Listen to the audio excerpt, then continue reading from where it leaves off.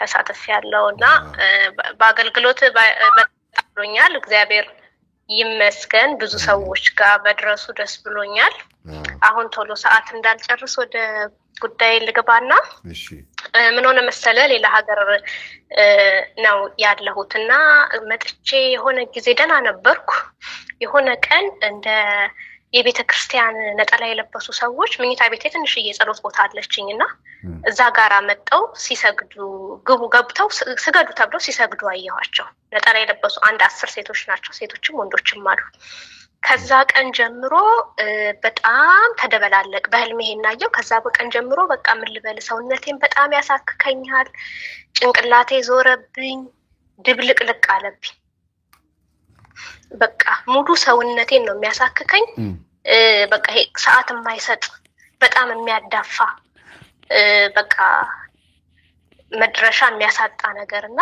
ይሄ ነገር የደብተራ ይሆናል ብዬ ገመትኩ ወደ ደብተራ እንድታስብ ያስገደደሽ ምንድነው ከምን ሐሳብ ከምን መንጸር ተርጉመሽ ነው ነጠላ ለብሰው ስለገቡብኝ አንድ 20 የሚሆኑ ሰዎች ወደ ሩሜ ሲገቡ የሆነ ሰው አይታየኝም እዛ ያሉት ስዕሎች ጋር ስገዱ ሲላቸው ሲሰግዱ አየሁ ነጠላ ለብሰው ገብተው ስገዱ ተባሉ ማን እንደሚላቸው አይታየኝም ግን በቃ ምን ልበል በጣም ሰውነቴን ሁሉ ያሳክከኝ ነበር በቃ ማከክ ነው ዞረብኝ ወደ ቤቴ አልገባም የሆነ ዝም ብዬ ሞል ሄጄ ሻይ እየጠጣው ማምሸት ነው በቃ ብኩ ነው ከዛ ቀን ጀምሮ ድብልቅልቅ አለብኝ አስመሳይ የሆነ መንፈስ አንቺ ውስጥ እንደገባ ነው የሚያሳየው መንፈሳዊ መስለው የሆነ በሆነ ዓላማ በሆነ መንገድ መንፈሳዊ መስለው ያጠቁሽ ወይም ደግሞ ያገኙሽ ሰዎች ይኖራሉ ብዬ አስባለሁ ቀጥታ ደብተራ ነው ሳይሆን መንፈሱ አስመሳይ የሆነ መንፈስ ነው ብቻ ከዛ ምን ሆነ መሰለ በቃ ይሄ አየሩ ሁሉ ይከብደኝ ጀመር ጧት ስነቃ እና ሰላም ለኪ ምንም ሌላ ጸሎት ተውኩኝ በቃ እንደ የባሰብኝ ሲሄድ አንድ ጊዜ አውሮፕላን ሄሊኮፕተር ምናምን ባናቴ ያሉ የሆነች ረጅም ቀሚስ የለበሰች እጄን ይዛኝ ስትሄድ ባጠገቤ ይወድቃሉ ግን አይነኩኝም ብዙ ይወድቃሉ አይነኩኝም እነዚህ ነገሮች የምታያቸው መቼ ነው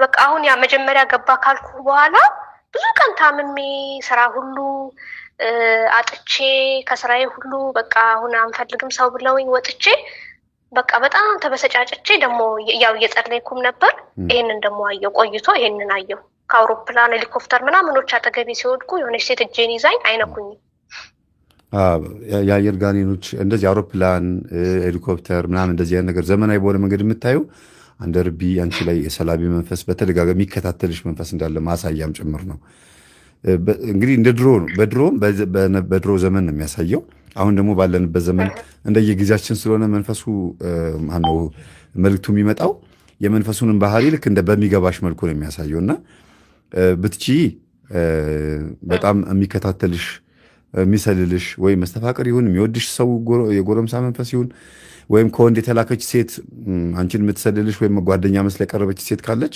ያንን ቼክ አድርጊ ብዙ ጊዜ የተላኩ ሴቶች ሲኖሩ በዚህ መልክ ነው የሚታየው ሴቶች ሆነው ነጠላ ለብሰው በማስመሰል ለምሳሌ ነጠላ ለብሳ መጣ ፊቷ ግን ማትታይ ከሆነች አስመሳይ ጓደኛለሽ ማለት ነው አስመሳይ የሆነ ሰው አለ ከባህሪሽም አንፃር አንቺ ጋርም እንዲህ ያሳያል ብዙ ጊዜ ህይወትሽ እንድታስተካክይ ከተፈለገ በመስታወት ራስሽን ስታይ ነጠላ ለብሰሽ ግን መልክሽ ማይታይ ከሆነ ራስሽን ማስተካከል እንዳለብሽ ወደ ትክክለኛው ማንነትሽ መመለስ እንዳለብሽ ማሳያም ጭምር ነው ብዙ ሴቶች በመሆናቸው ነው እንጂ አንድ ሴት ብትሆን ኖሮ ነጠላ ለብሳ የምትሰግደው ራስሽ ነሽ የምትሆኚው በህልም ነጠላ ለብሳ አንዲት ሴት ስትሰግድ ካይሽ ነፍስሽ ወይም ስጋሽ ይሄን ዋጋ መክፈል እንዳለባት ማሳያ ነው ቀጥታ ከመንፈስ ጋር የሚገናኝም አይደለም ሙሉ በሙሉ እንደዛ ብለሽ አትገናኙም እሺ አሁን ሌላ አንድ ነገር ደግሞ መሰለ ያ መንፈስ ከገባ ጀምሮ በርግጥ አሁን ትንሽ እየሰገድኩ ምን እያልኩ መልሶ ስራዬን መስመር ይዞ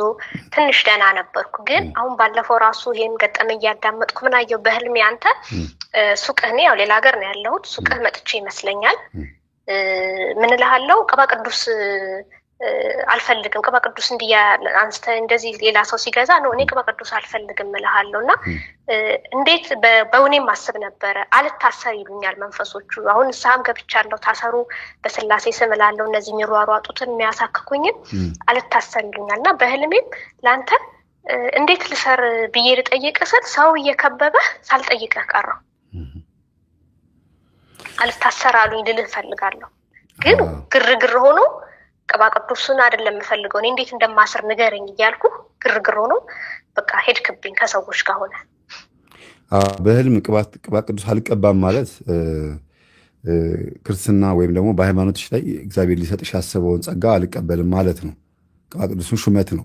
ወይም ደግሞ ልጅነትን አለመውደድ፣ ሁሌ ባሪያ ለመሆን መሞከር።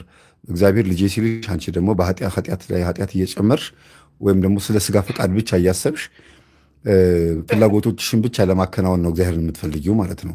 እሱ ልጅ ሊያረግሽ ስጋና ደግሞ ተቀብለሽ ሊቀባሽ ሲፈልግ፣ ወራሽ ሊያረግሽ ሲፈልግ፣ አንቺ ደግሞ የምትጠይቂው ጥያቄ ሌላ ነው። እንዴት ልሰራው ነው የምትይው። ጉዳይሽ ከምን ጋር ነው? መንፈሱን ለማሰር ከመሞከር ጋር ነው። ቅባ ቅዱሱ ግን እንኪ ስትባይ አልቀበልም ማለትሽ ደግሞ ቅባ ቅዱስ በህልም ማየት በአጠቃላይ ሹመት ነው። የልጅነትን ሹመት፣ ስልጣን፣ አንድ ነገር መውረስ፣ ባለቤትነትን መቀበል ማለት ነው። ስለዚህ በተቻለሽ መጠን ለመፈወስም ይሁን ሹመት ለመቀበል ለማንኛውም ነገር እግዚአብሔር ሊቀባሽ ሲሞክር አንቺ የራስሽን ሀሳብ እያራመድሽ ባትታገዩ ጥሩ ነው። ይሄ የሚያሳየው አንቺ ውስጥ ቆይ የሚቀድመውን ነገር ትተሽ ሌላ ነገር ነው እየጠየቅሽ ያለሽው እያለሽ ነው። አሁን ስትነግርኝም እኮ ጥሩ ነው በስራዬ ላይ ምናምን ለውጥ አይቻለሁ ስትይኝ ስራ ላይ ለውጥ ስለታየ ነው ወይ ጥሩ የሚባለው? አንድ መንፈሳዊ ሰው አንድ ሃይማኖተኛ ሰው ስራው ላይ ደሞዝ ላይ ወይም ትዳሩ ላይ ሰላም ስላየ ነው ወይ ጥሩ ለውጥ የሚባለው የሚለውን ነገር ማሰብ ያስፈልጋል። ጥሩ ለውጥ ብዬ የማስበው እኔ ያ አይደለም።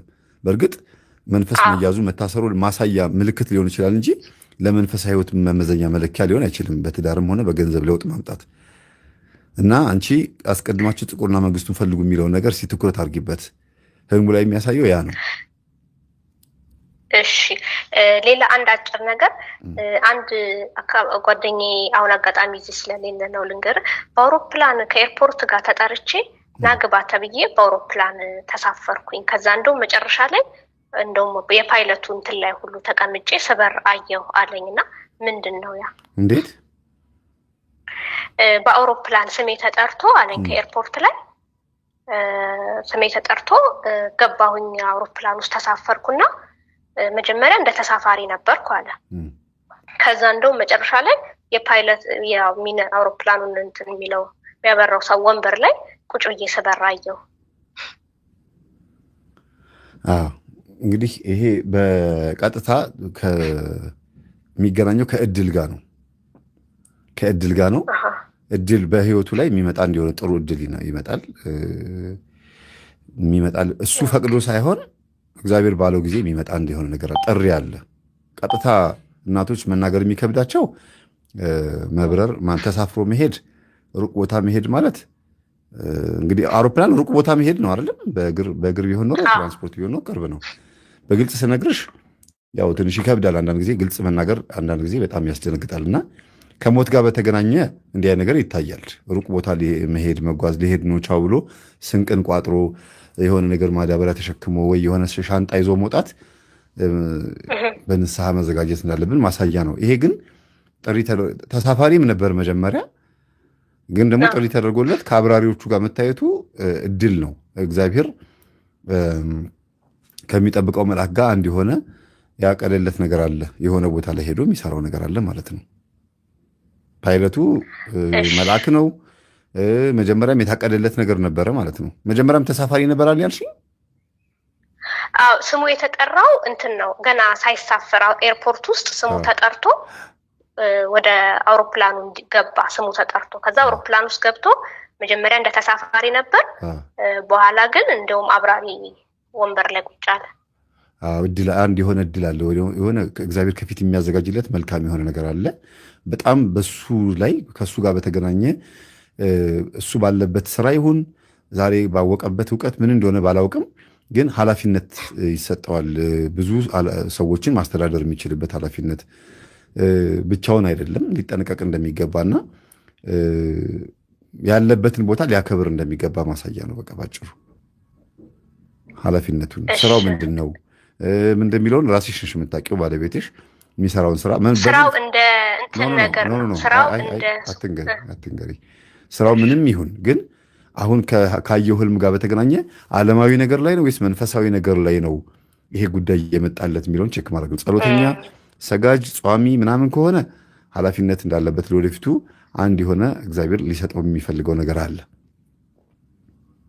ተሳፋሪ ከሆነ ከሱ አይደለም ከእግዚአብሔር ነው ይሄ ነገር።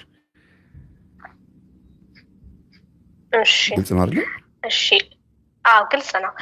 ሌላ ባጭሩ አንድ ቶሎ ልንገርህና ሌላ ደግሞ ምን መሰለህ፣ አሁን እንደዚህ ሰው ጓደኛ ኖሮኝ ያው ብዙ ጊዜ በጸሎት ብዙ ረድቶኛል እንደነገርኩ። ያው ትንሽ ይሄ ደብተራውን ትሬን ውስጥም ሊገፈትረኝ ያስብ ነበር፣ ጥግ ላይ ቆም ነበር። ያ ባለፈው ቅድም የነገርኩ ማለት ነው። እነዚህ የሚያሳክኩኝ ነገሮች መጡ ካልኩ በኋላ በቃ ዝብርቅ ብዬ ነበር ማለት ነው። ግን በቃ ለብዙ ከአመት ከምናምን በላይ የሚካኤል ቀን ሚካኤል ቤተክርስቲያን ነው አጋጣሚ አንግሼ ስመጣ፣ ከዚህ በፊትም አውቀዋለሁ። ይቅርታና ሰዓት እንዳልፈጅና ትንሽ ልንገር ረዘም አድርጌ። ግን አይደለም አሁን ዛሬ ሌላ መርሃ ግብር ነው፣ ሌላ ፕሮግራም ነው። እሺ በቃ ባጭሩ ብቻ አንድ ህልም ልንገርና ልዝጋው። አዎ እሺ ህልም ንገረኝና፣ ምክንያቱም ፕሮግራማችንን ምን ሆነ አትሰቱ ብዬ ተናግሬያለሁ። እሺ ይቅርታ ህልሙን ብቻ ነግሬ ልንገር። አሁን እየጸለይኩ ነው እንደዚህ ጋብቻ አስቤ፣ እግዚአብሔር ሆይ የሆነ ነገር ዝብርቅርቅ ይላል በመሀል፣ ወይ አዲስ ነገር ወይ ጭቅጭቅ ይመጣል እና ምንድን ነው ብዬ ስጸልይ ሁሌ በህልም የማየው አሁን ይህም ስለ ጋብቻ መጸለይ ከጀመርኩ በኋላ አባቴ እንደ ባሌ ሆኖ አያለው በህልሜ። እንዴ አባቴ እንዴት እንደ ባሌ ሆኖ አያለው እና ስል እህቴ ትመስለኛለች ትመጣና አይ ይሄማ ትክክል አይደለም ብዬ ቤቱን ለቅቄ እወጣለሁ። ስወጣ እህቴ እንኳን የወጣሽ መውጣትሽ ትክክል ነው፣ ድሮም እኮ ማይሆን ነገር ነው ሰው ራሱ ቢሰማ ምን ይላል። አሁን ግን የዚህኛውን ያልኩህን ያሰብኩትን ሰው ምጸልየውን ሰው ዝም ብለሽ ከሱ ጋር ቀጥይ ስትለኝ አያለሁ። እና ይህን እንደዚህ ማየት የጀመርኩት አሁን ስለ ጋብቻ ነው እንጂ ከጸለይኩ ነው እንጂ እንደዚህ አባቴን አይቼ አላውቅም። አባቴ በህይወት የለም እንዳጋጣሚ ሆኖ። ግን አሁን እንደዛ በቃ ሁሌ እግዚአብሔር የማይሆን ነገር ካለ ይህን ጋብቻ እንደዚህ አስቤያለሁ በቁርባን በንስሐ አንተ ገለጽ ስል ሁል ጊዜ ይህንን ነው የማየው። በቃ አባቴ እንደ ባሌ ሆኖ ነው የማየው። ምናልባት አባትሽ እናትሽን ያገቡበት መንገድ ቼክ ቢደረግ ጥሩ ነው። ምናልባት እንግዲህ መስተፋቀር አድርገው ያገቡት ችግር ይኖራል ብዬ ጠረጥራለሁ። በሱ አልደብቅም። አባትሽ እናትሽን ያገቡት በመስተፋቀር ከሆነ ያው መንፈስ ወደ አንቺ ስለመጣ ከእናትሽ ማህፀን ወደ አንቺ ስለመጣ አባትሽ ላይ ያለው የባልነትና የወንድነት ወይም ደግሞ አግብቶ ለመኖር ያለው የተላከው መንፈስ ያንኑ ዓላማ ይዘው ነው አንቺ ውስጥ የሚመጣው እና እኔ ባልሽ ነኝ ብሎ በውስጥ በኩል የአባትሽን መልክ ይዞ መጥቶ መንፈሱ ግን እንደዛ ይታያል። ብዙ ጊዜ ከማን እንደመጣ መልኩን ያሳያል ብዬ የምናገረው ለዛ ነው። የመጣበትን ዓላማና ከምን ስጋ ላይ ከማን መልክ ላይ እንደመጣ ለማሳየት በሆነ ሰው ይገለጻል። መልአክም ከሆነ እርኩስም ከሆነ ያንን መልክ ይዞ ነው የሚመጣው ብዬ የምናገረው ለዛ ነው። እና አባቴ ባል የሆነ ያዋለው ማለት ከአባትሽ ላይ ለእናትሽ ባል የሆኑበት መንገድ አንቺ ጋር ይቀጥላል ማለት ነው። መንፈሱን ነው የምልሽ። መንፈሱ አንቺ ውስጥ ያለው መንፈስ አሁንም እንደ ባል ነው የሚሆንብሽ። ትዳር ላይ እርግጠኛ ነኝ አንዳንድ ችግሮች ይኖራሉ፣ ወይም ጓደኛ ፍቅረኛሞች ላይ በጣም ለትልቅ ዓላማ የምትፈልጊው ጉዳይ በጣም ትንንሽ ሆኖ ተሰባብሮ ተበለሻሽቶ የምታጭው ነገር ይኖራል።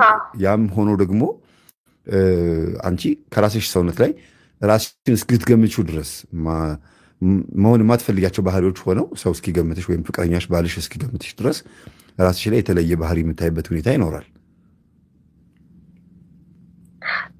አዎ ያልከው አሁን ነገር ትክክል ነው። አባቴ እናቴን በእንደዛ እንዳገባት ምን ልበልህ እናቴ ጋር ባይለፈልፍም ወደ 80% የማውቀው ነገር አለ እንደዛ እንደሚሆን ማለት ነው። አሁን እኔ ግራ የገባኝ አሁን ሁሌ ስለ ጸሎት ስለ ጋብቻችን ስጸልይ ሁሌ በህልም ይሄ ከሆነ የሚታየኝ እንቅፋቱ ይሄ ነው ማለት ነው።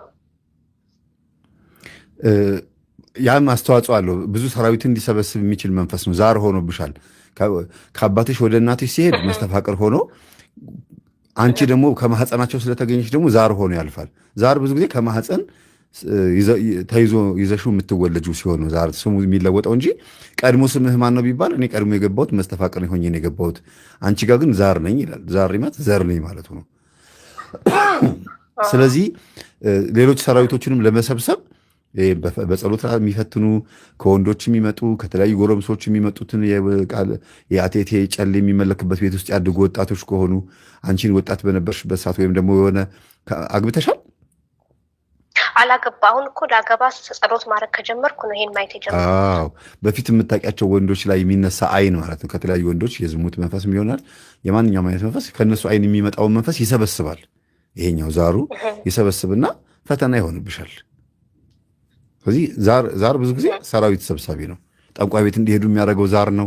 ደብተራዎቹም ራሳቸው እንዲደግሙ መጀመሪያም ራሱ እንዲዋረሱት የሚያደርጋቸው የእናትና የአባታቸው ዛር ነው። ደብተራ እኮ ድብትርና ውስጥ የሚገባው እኮ ከመጀመሪያው ከእናቱ ማህፀን ውስጥ የመጣው የዛር መንፈስ ነው እንጂ ካደገ በኋላ ምንም የሚያገኘው ነገር የለም። እርግጠኛ ነኝ ሰው ዛር ባይኖርበት ግማሽ በግማሽ ማለት ይቻላል አብዛኛው ሰው ንቁ ነው ብዬ ነው የማስበው። ንቁ እንጂ አብሮ የተወለደ ነው። ብዙ ጊዜ ባህሪያችንን ተመሳስሎ ልክ ጸሎት ስንጸልይ ስንሰግድ ምን ስንል የእኛው ባህሪ እየመሰለን እንፈተናለን እንጂ የዛር መንፈስ ነው ይህን ስራ የሌለበት አለ ብዬም አላስብም። እኔ አንዳንድ ጊዜ እኔ የለብኝም ልንል እንችላለን፣ ግን ይህ አማርኛ ትክክለኛ አማርኛ አለም። እኔን አይነካኝም፣ እኔ የለብኝም፣ አቅም የለውም ምናምን ሳይሆን እግዚአብሔር ያግዘኛል፣ አቅም እንዳይኖረው ያደርጋል፣ ሊኖር ይችላል ብሎ ነገሮችን ማሰብ ነው። ያው አሁን በትዳሩም ችግር ካለ ሁሌ ባለው ጭቅጭቅ ሁሌ ችግር ካለ እግዚአብሔር ገለጽ ስል ይሄ የሚታየኝም ችግር የሚፈጥረው ነገር ይሄ ነው ማለት ነው። አዎ ትዳርሽ አሁን ትዳር ልትይዢ ነው፣ ልታገቢ ነው። ባልሽን ላይወደው ይችላል። ባልሽን አለመውደዱን የሚያሳየው በአንቺም ላይ በሱም ላይ ሊሆን ይችላል። ለምሳሌ ባልሽ ነኝ ካለ የአባትሽ መንፈስ ባልሽ ነኝ ካለ ባለቤትሽን አይወደውም ማለት ነው። ጠጥቶ እንዲመጣ ያደርገዋል። አንቺ ለምሳሌ ሰካራም ወንድም አትወጂ ከሆነ ባልሽን ሰካራም ያደርገዋል። ከአንቺ ተነስቶ ሄዶ ከመስሪያ ቤት ሲወጣ መጠጥ ቤት ቀምሶ እንዲመጣ ያደርገዋል። እንዲሁም ደግሞ ራሱ ባልሽ ላይ ያለችው ደግሞ ሴት ዛር አይነ ጥላ ከአንቺ ጋር ካለው መንፈስ ጋር ይስማሙና መናፍስቶቹ ሁለታችሁ በተራ በማይረባ ነገር ለትዳር የምትፈላለጉ ባልና ሚስቶች በከረሜላ መጣላት፣ በማይረባ ነገር መጣላት ትጀምራላችሁ። ብርጭቆ ወደቀ፣ እንትን ጨርቅ ተቀደደ ምናምን በሚለው በትንንሽ ነገሮች ለምን ይህን ያክል ሰው በሰርግ ራሱ ልትጣሉ ትችላላችሁ። ይህን ያክል ሰው ይጠራ እንደዛ እየተጣላን ነው አሁን በሰርግ ሁኔታው እንዴት እንደሚሆን ትክክል እንዴት ምን ያህል ሰው ይጠራ፣ እንዴት እናድርገው፣ ቬሎ ኪራዩ። ሴት ልጅ ደግሞ ሰርጓን በጣም ትወዳለች። ወንድ ልጅ ደግሞ ለዚህ ነገር ግዱም አይደለም ብዙም ይህን ያክል ነው። ስለዚህ ጥንቃቄ ማድረግ ያለብሽ ይሄ መንፈሳዊ ሰው ከሆንሽ ይሄን ነገር እንትን አትስጩ፣ ፐርሰንትም ቦታም ጊዜም አትስጩ። ከሆነ ሆነ ባለቤትሽ እንዲጎዳ ሳይሆን አንቺና እሱ ተጠቃሚ የምትሆኑበትን ነገር ነው ማመቻቸት ያለብሽ። ምክንያት እንዳይገኝ ነው። ምክንያቱ ምንድን ነው? አንቺ የአንድ ቀን ደስታ ላይ ትኩረት ስታደርጊ እሱ ደግሞ ከሰርጉ በኋላ ያለውን ህይወት ሊያስብ ይችላል። ሁለታችሁ ግን ተመሳሳይ የሆነ ሀሳብ ካላችሁ ልታሸንፉት ትችላላችሁ። መካከለኛ የሆነ ሀሳብ አምጥታችሁ እንዲህ ብናደርግስ የኔ ውድ ይሄ ነገር እንደዚህ ቢሆንስ፣ አይ እንደዚህ ቢሆን ደስ ይለኝ ነበረ፣ ግን ካለ ሁኔታ አንጻር በቃ ይቅር መተው። ለምን አይነ ጥለዋን ማናደድ? ይሄ ነገር ካልሆነ ብለሽ ከተጣላችሁ በትክክል ከሰርጉ ጊዜ ጀምሮ የሟርቱ መንፈስ ይመጣል። ይሄ ጭቅጭቅ ሟርት የሚባል አለ። የጭቅጭቅ ሟርት እኔ ናዝሬት ሄጄ ዛሬ ስንት ዓመት ነው ሰርግ ቪዲዮ በምንሰራበት ሰዓት በፊት የዛሬ ስንት ዓመት 15 ዓመት 14 ዓመት አስታውሳለሁ 2099 ዓመተ ምህረት ላይ ሰርጋቸው ላይ የተጣሉ አሉ። እንትን አንስተው ወንበር አንስተው የተደባደቡ አሉ። በዘረኝነት ማለት ነው። ፎቶ ኬክ ተቆርሶ ምናምን አልቆ ፎቶ በሚነሱበት ሰዓት ላይ አንድ ቅዥቅዥ ያለች ዘመድ ናት መታ ሲነሱ ፎቶ መታ ቆም ማለች። አይ ከአንተ ጋር ቆሜማ አልነሳም ብላ በዛ በኩል ቦታ ቀየረች ከሙሽሮች ጋር ፎቶ ሲነሱ። ከዛ ተናደደባትና ምን ስለሆንሽ ነው አንቺ ፎቶ ማትነሽ ከኛ ጋር? አንቺ ማነሽ እኛ ማንን ማምሲያ ጊዜ በቃ ይሄ በጣም የሚያስጠላ የሆነ ነገር የተፈጠረው። ወንበር አንስቶ መፈነካከት። ከዛ ህዝቡ ሲደባደብ ሙሽራውና ሙሽሪት ደግሞ እዛው የአንቺ ቤተሰቦች ናቸው የሚበጠብጡት ሲላት የአንተ ናቸው የአንቺ ናቸው ብሎ እዛው እነሱም ድብድብ። በካሜራ ላይ የተቀረጸ ነገር ነው የምነግርሽ። እና ይሄ ሁሉ ነገር ግን ግሎ የመጣው ከመጀመሪያው ጀምሮ ያልተፈታ ችግር ነበረ። እነሱ አትጋቡ ሲሏቸው ቤተሰቦች እነሱ ደግሞ አሸንፈው ድል አድርገውት ነበር። ፍቅራቸውን አይተው ብሔር ምንም ጥቅም የለውም ዋናው ፍቅራችን ነው ብለው አስበው አሸንፈው ነበር። መጨረሻ ላይ ግን ደግሞ ዓለማዊ ሰርግ ስለሆነ አይነ ጥላ ስራዋን ሰራች ማለት ነው። መንፈሳዊ ሰርግ ቢሆን ኖሮ እንዲያን ነገር አይኖርም ብዬ አስባለሁ እንደኔ። አይ አሁን ያልከው ነገር ትክክል ነው። አሁን ይሄ ራሱ ምልህን ሁለት ነገር ማየት የጀመርኩት በጣም ጭቅጭቅ በዝቶ አሁን ስንሰግድ እኩል አብረን መስገድ ጀመርን። ቁጥሩንም እኩል አንድ ሰው እየመራ ጸሎቱንም እኩል እያደረግን ስንመጣ ነው ይሄን ያየሁት እንጂ እኔ በህይወቴ ይሄን ነገር አይቻል አቅም ነበር። አሁን አባቴን ምልህን መስገድ መጸለይ ስትጀምሪ ወጣ። ያ ማለት ተደብቆ ሊሰራ የነበረ መንፈስ ነበረ ማለት ነው። ተደብቆ አድፍጦ የሆነ ነገር ሊያረግ ያሰበ መንፈስ ነበረ እና ተጋለጠ ማለት ነው። ባይዘው እሺ በቃሽ ይሄን ነው ለሌላ ሰው ድልስት እግዚአብሔር ይስጥልኝ። አንድ ነገር ግን ማለት ልችላለሁ መጨረሻ ላይ አገልግሎቱ እኔ በብዙ ከመምርም ጉባኤም ብዙ ተሳታፊ ነበርኩ። አሁንም ይሄንን ሰማለሁ። ቀሲስ ሄኖክንም አዳምጣለሁ። ጎበዝ ነህ፣ በርታ፣ እግዚአብሔር ይስራ ስራውን። ምክንያቱም አሰራር ለእግዚአብሔር ለሰው መድረስ በተለያየ አይነት መንገድ ነው። አሁን ይሄ ሩቅ ሀገር ላለ መስማት ለማይችል ስራም ላይ ሆኖ መስማቱ እኔ አሁን ብዙ ጊዜ ስሰማው ባይገርም ቅድም ያው እንዳልከኝ ከህልሜም በብዙ መንገዶች ወጣ ነበረ። ይሄ ሌላ ሰውም እያየው ራስን መርሳት፣ ከዛ ደግሞ የተስፋ መቁረጥ ግን ከምማረው እዚህ ከምሰማው ከሰዎች ህይወት እንትን ከምለው ኖ እኔ ብቻ ነኝ እኮ ወደኋላ የቀረሁት፣ መበርታት አለብኝ፣ እንዲህም አለ መትጋት አለብኝ መልሶ ተስፋ ነው እና ይሄ ተስፋን የሚያለመልም ነገር ሰዎች ምንም ቢሉ በብዙ አቅጣጫ መስፋት ነው እንጂ ያለበት መቀነስ የለበትም። እና በርታ፣ አንተም አገልግሎትን እግዚአብሔር ይርዳህ ያበርታህ። እሺ እኔ አመሰግናለሁ። እግዚአብሔር አክብርልኝ። ምስጋናውን እግዚአብሔር ይሰጥ። አሜን። ቻው።